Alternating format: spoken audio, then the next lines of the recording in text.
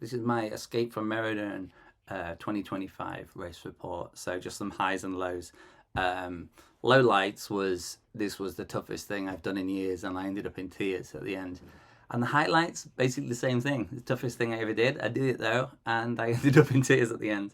So set off. It was really good watching people run in lots of different directions and watching people get lost within 300 meters of setting off. Less than that, maybe. I just saw people coming out and going down different roads. Hang on a minute. We're 6 minutes in. Are you lost already? Yeah. And so I was hoping to do as much fields and across paths and bridleways and stuff as much as possible. But the first section looked really flooded and the rain was really bad. So I just walked down the roads until I got to Dorridge and then Hockley Heath. My first stop was going to be the bakery there, Martin Bakery, and they were closed because I got there 40 minutes too early. But there was people inside, and I knocked on the door, and they let me come in, and they sold me some massive pastries, which was really nice of them. So nice breakfast there. Then I set off, and this was the section where I was going across paths and on tracks and things, which was nice. Started to need the toilet pretty bad though, pretty bad. And the toilets in Tamworth were closed or not available, but the church was open, and they were setting up for a wedding, so I was able to go in there and use the toilet. And then a bit later I was walking across some fields and I sat down on a stile because I needed a rest, and I'm going very slow obviously, and the farmer came out and said, "Are you okay?" He'd followed me across a few fields, and I was like, "Yeah." He said, "Oh, you're going really slow and then you've been sitting down for quite a while." And I was like, "Yeah, I'm doing this thing, Escape from Meriden, but I can't go quickly, taking my time, etc." And it was so nice to have someone concerned about me, and I explained what was going on.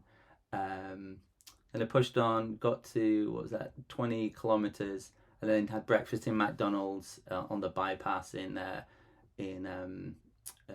Redditch, Arrow Valley Park. I've done parkrun there and played disc golf there, so it was nice to get through. And then just pushing through the boring part through the rest of the town, and then out the other side onto the paths and the country lanes again.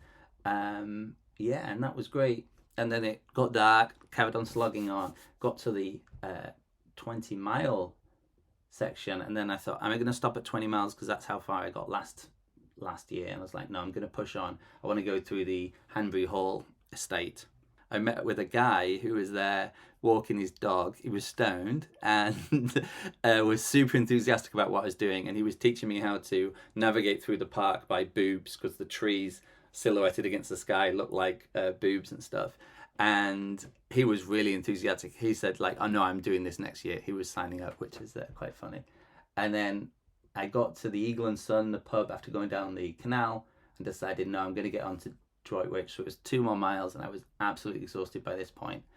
But the bells were ringing to celebrate me arriving in the town, and there were people shouting and cheering in the streets.